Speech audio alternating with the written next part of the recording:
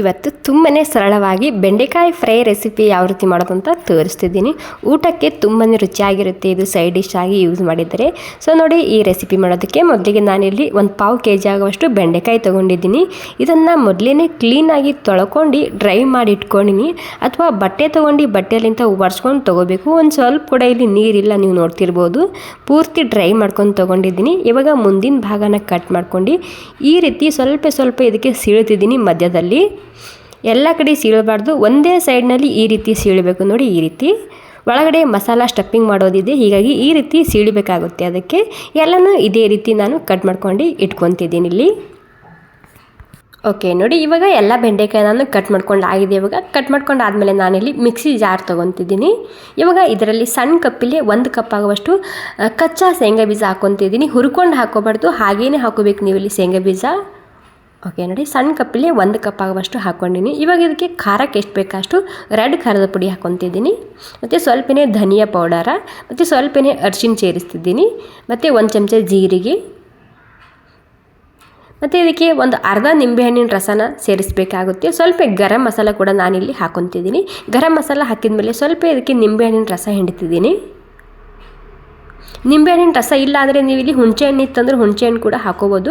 ಇವಾಗ ಇದಕ್ಕೆ ರುಚಿಗೆ ತಕ್ಕಷ್ಟು ಉಪ್ಪು ಹಾಕ್ಕೊತಿದ್ದೀನಿ. ಎಲ್ಲ ಸೇರಿಸಿ ಇದನ್ನು ರುಬ್ಕೊಂಡು ತೊಗೋಬೇಕು ಮಿಕ್ಸಿಯಲ್ಲಿ. ಓಕೆ ನೋಡಿ, ನಾನು ಯಾವ ರೀತಿ ರುಬ್ಕೊಂಡಿನಿ ಅಂತ ನಿಮಗೆ ತೋರಿಸ್ತಿದ್ದೀನಿ. ಇಷ್ಟಾದರೆ ಸಾಕಾಗುತ್ತೆ. ಜಾಸ್ತಿ ಸ್ಮೂತ್ ಕೂಡ ಇರಬಾರ್ದು, ಜಾಸ್ತಿ ತರಿಯಾಗಿ ಕೂಡ ಇರಬಾರ್ದು, ಆ ರೀತಿ ರುಬ್ಕೋಬೇಕಾಗುತ್ತೆ. ಇವಾಗ ನೋಡಿ, ಇವಾಗ ಸೀಳ್ಕೊಂಡಿರ್ತೀವಲ್ಲ ಅದರಲ್ಲಿ ಪೂರ್ತಿಯಾಗಿ ಈ ರೀತಿ ಸ್ಟಫಿಂಗ್ನ ಮಾಡ್ಕೋಬೇಕಾಗುತ್ತೆ. ನಿಮ್ಗೆ ಇಲ್ಲಿ ಮಸಾಲೆ ಎಷ್ಟು ಬೇಕಷ್ಟು ನೀವು ಇಲ್ಲಿ ಹಾಕೋಬೋದು. ಮತ್ತು ನಾನು ಇದಕ್ಕೆ ಸ್ವಲ್ಪ ಖಾರ ಕಮ್ಮಿನೇ ಹಾಕ್ಕೊಂಡಿನಿ, ಮಕ್ಕಳು ತಿನ್ನೋ ಇಲ್ಲ ಜಾಸ್ತಿ ಹಾಕಿದರೆ, ಹೀಗಾಗಿ ಸ್ವಲ್ಪ ಕಮ್ಮಿ ಹಾಕ್ಕೊಂಡಿನಿ. ನೀವು ಇಲ್ಲಿ ರುಚಿಗೆ ತಕ್ಕಷ್ಟು ಹೆಚ್ಚು ಕಮ್ಮಿ ಮಾಡ್ಕೋಬೋದು ಖಾರ ಉಪ್ಪನ. ಏನಿಲ್ಲ, ಗರಂ ಮಸಾಲ, ರೆಡ್ ಖಾರದ ಪುಡಿ, ಮತ್ತು ಒಂದು ಸ್ವಲ್ಪನೇ ಧನಿಯಾ ಪೌಡರ್ ಹಾಕ್ಕೊಂಡಿನಿ, ರುಚಿಗೆ ತಕ್ಕಷ್ಟು ಉಪ್ಪು ಮತ್ತು ನಿಂಬೆಹಣ್ಣು ಹಾಕ್ಕೊಂಡಿನಿ ಅಷ್ಟೇ. ಇವಾಗ ನೋಡಿ, ಎಲ್ಲ ಸ್ಟಫಿಂಗ್ ತಯಾರು ಮಾಡಿ ಇಟ್ಕೊಂಡಿನಿ. ನಾನಿಲ್ಲಿ ತಯಾರು ಮಾಡಿದ ಮೇಲೆ ಇಲ್ಲಿ ಪ್ಯಾನ್ ಇಟ್ಕೊಂಡಿನಿ. ಪ್ಯಾನ್ನಲ್ಲಿ ಎಣ್ಣೆ ಹಾಕ್ಕೊತಿದ್ದೀನಿ. ಸ್ವಲ್ಪ ಎಣ್ಣೆ ಕ್ವಾಂಟಿಟಿ ಲೈಟಾಗಿ ಜಾಸ್ತಿ ಇರಲಿ, ಬೆಂಡೆಕಾಯಿ ಸರಿಯಾಗಿ ಹುರಿಯುತ್ತೆ. ಎಣ್ಣೆ ಬಿಸಿ ಆದಮೇಲೆ ಸ್ವಲ್ಪ ನಾನಿಲ್ಲಿ ಜೀರಿಗೆ ಸೇರಿಸ್ತಿದ್ದೀನಿ. ಜೀರಿಗೆ ಹಾಕೊಂಡಾದ್ಮೇಲೆ ಇಲ್ಲಿ ಸ್ವಲ್ಪ ಇಂಗು ಕೂಡ ನಾನಿಲ್ಲಿ ಸೇರಿಸ್ತಿದ್ದೀನಿ. ಇಲ್ಲ ಅಂದರೆ ಸ್ಕಿಪ್ ಕೂಡ ಮಾಡ್ಬೋದು. ಇವಾಗ ಏನಿಲ್ಲ, ಈ ಬೆಂಡೆಕಾಯಿನ ಸೇರಿಸ್ತಿದ್ದೀನಿ. ತುಂಬಾ ರುಚಿಯಾಗಿರುತ್ತೆ. ಬಿಸಿ ಬಿಸಿ ಅನ್ನದ ಜೊತೆಗೆ ಸೈಡ್ ಡಿಶ್ ಆಗಿರ್ಬೋದು, ಅಥವಾ ಊಟಕ್ಕೆ ಸೈಡ್ ಡಿಶ್ ಆಗಿರ್ಬೋದು, ಎಲ್ಲದಕ್ಕೂ ಸೂಪರ್ ಆಗಿರುತ್ತೆ. ಸೊ ಹಾಗೆ ಕೂಡ ಈ ಬೆಂಡೆಕಾಯಿನ ನೀವು ತಿನ್ಬೋದು. ಇವಾಗ ಏನಿಲ್ಲ, ಎಲ್ಲನೂ ಸೇರಿಸಿ ಸರಿಯಾಗಿ ಮೊದಲಿಗೆ ಇದನ್ನು ಮಿಕ್ಸ್ ಮಾಡ್ಕೋಬೇಕಾಗುತ್ತೆ ಎಣ್ಣೆಯಲ್ಲಿ. ಮತ್ತು ಎಣ್ಣೆ ಜಾಸ್ತಿ ಹಾಕಬೇಕಂತೇನಿಲ್ಲ, ಇದು ತುಂಬಾ ಎಳೆಯಾಗಿದ್ದು ಬೆಂಡೆಕಾಯಿ ಇದೆ, ಹೀಗಾಗಿ ನಾನಿಲ್ಲಿ ಸ್ವಲ್ಪ ಎಣ್ಣೆ ಹಾಕ್ಕೊಂಡಿನಿ. ಇವಾಗ ನೋಡಿ, ಎಲ್ಲ ಸೇರಿಸಿ ಎಣ್ಣೆಯಲ್ಲಿ ಮಿಕ್ಸ್ ಮಾಡ್ಕೊಂಡಾಗಿದೆ.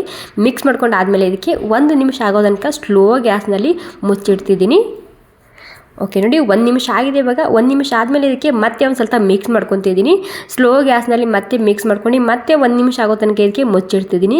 ನೀವು ಇಲ್ಲಿ ಹುರಿದ ಶೇಂಗಾ ಬೀಜ ಹಾಕಿದರೆ ಹೊತ್ತುತ್ತೆ, ಹೀಗಾಗಿ ನೀವು ಇಲ್ಲಿ ಕಚ್ಚಾ ಶೇಂಗಾ ಬೀಜ ಹಾಕ್ಕೊಂಡ್ರೆ ಏನಾಗುತ್ತೆ, ಇಲ್ಲಿ ಹುರಿಯುತ್ತೆ ಶೇಂಗಾ ಬೀಜ, ಹೀಗಾಗಿ ನೀವು ಇಲ್ಲಿ ಇದರಲ್ಲಿ ಕಚ್ಚಾ ಶೇಂಗಾ ಬೀಜನೇ ಹಾಕ್ಕೊಳ್ಳಿ.